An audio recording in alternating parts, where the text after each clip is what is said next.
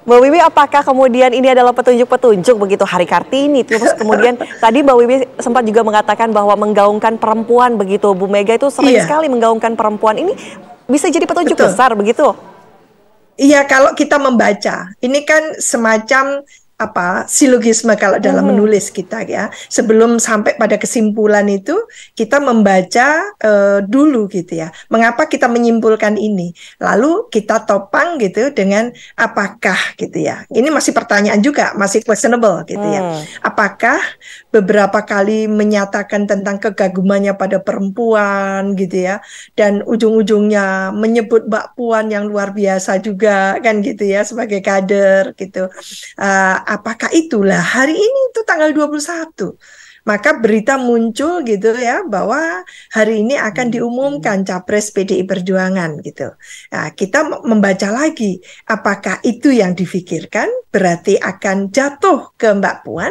Ini tanggal 21 April, Hari hari Kartini kaum gitu ya? perempuan membanggakan Ibu kita Kartini Mhm. kan gitu ya. Apakah itu kan gitu. Jadi ini hari yang fenomenal gitu ya, hari yang bukan biasa gitu, karena tanggal 21 April itu selalu kita itu merayakan gitu ya, Hari Kartini, Hari Perempuan Indonesia kan gitu ya.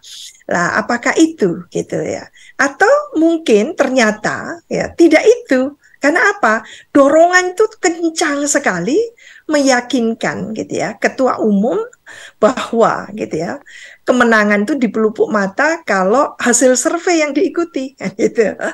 Ini akan lain lagi yang ditetapkan nanti gitu. Apakah seperti itu? Jadi ini antara opsi betul-betul landasan yang sudah dibangun selama ini, argumentasi-argumentasi, pernyataan-pernyataan dari Ibu Ketum PDI Perjuangan selama ini tentang perempuan dan tentang tentu gitu ya, khususnya Mbak Puan yang sudah malang melintang gitu dan sebagainya, pengalaman gitu. Apakah ke sana ataukah ternyata gitu ya, karena mungkin pressure politik gitu ya, karena pemilu presiden itu adalah nuansanya lebih kompetisi, kontestasi, maka kompetisi tadi itu yang akan ditonjolkan ya, karena kompetisi maka menang kalah menjadi opsi kan gitu, kita mau menang atau mau kalah, seolah-olah seperti itu, simple sekali ya. Kalau mau menang ya jangan milih yang itu, yang ini ya, apakah pilihannya ke sana kan gitu. Nah, ini yang menurut saya belum terbukti juga seandainya dipilih gitu ya hasil survei itu, karena bagaimanapun juga kalau saya melihat PDI Perjuangan ini partai yang punya grassroots yang luar biasa gitu ya. Kalau bergerak mesin partai tadi itu akan sangat luar biasa juga gitu. Itu sudah ditunjukkan ketika pemilu pertama tahun 99 ya, segera setelah tumbangnya Orde Baru itu kan, pemilu itu dimenangkan oleh PDI Perjuangan. Meskipun di 2004 adalah dimenangkan oleh Golkar gitu ya. 2009 dimenangkan oleh Partai Demokrat, 2014 kembali dimenangkan oleh PDI Perjuangan, 2019 diambil lagi oleh PDI Perjuangan untuk pileg dan pilpres, menang kan gitu. Lah, ini menunjukkan bahwa sebetulnya mesin partai itu bisa diandalkan. Lah, dalam konteks itulah maka saya menangkap bahwa pernyataan-pernyataan lugas gitu ya atau diplomatis dari petinggi partai, termasuk khususnya adalah sekjen partai yang dalam hal ini Mas Hasto, yang menyampaikan bahwa sebetulnya PDIP tidak terlalu satu-satunya mengunggulkan gitu ya hasil survei itu gitu ya. Ini yang lalu apakah memang gitu ya hasil survei itu ya memang dipertimbangkan tapi tidak nomor satu kan gitu. Apakah itu? Kalau itu halnya pastinya Mbak Puan gitu ya. Karena satu, dia sudah dinilai malang melintang sebagai kader, sudah menjadi DPR iya gitu, anggota DPR, bahkan ketua DPR RI saat ini gitu ya, untuk periode ini gitu. Lalu juga menjadi Menko PMK yang lalu gitu ya.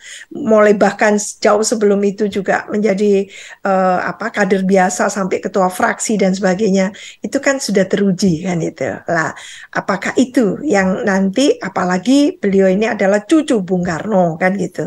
Mungkin kalau dihitung srek ya pasti untuk Bu Mega itu akan sangat sreg kepada Mbak Puan gitu ya. Wajar kalau menurut saya, karena seorang ibu percaya kepada anaknya, bisa ngugemi nggak nanti partai ini ke depan kan gitu. Ini antara lain gitu ya. Jadi yang dipikirkan seorang ibu itu pastinya. Jadi bagaimana kontinuitas dari partai sebagai partai besar ini, partai yang juga gitu ya sangat mengedepankan Bung Karno tentunya sebagai katakan menjadi simbolnya, dan semua gagasan-gagasan pemikiran program itu mengacu pada pelajaran dari Bung Karno. Itu salah satu contoh lah.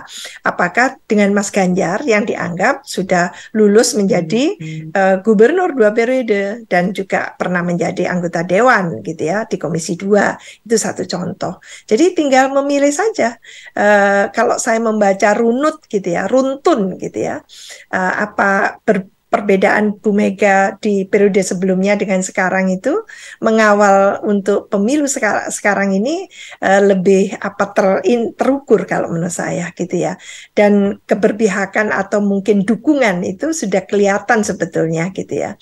Maka apakah endingnya akan seperti itu atau ternyata bisa berubah kan gitu. Itu yang pertanyaan kita sebagai publik sebetulnya, Mbak. Baik.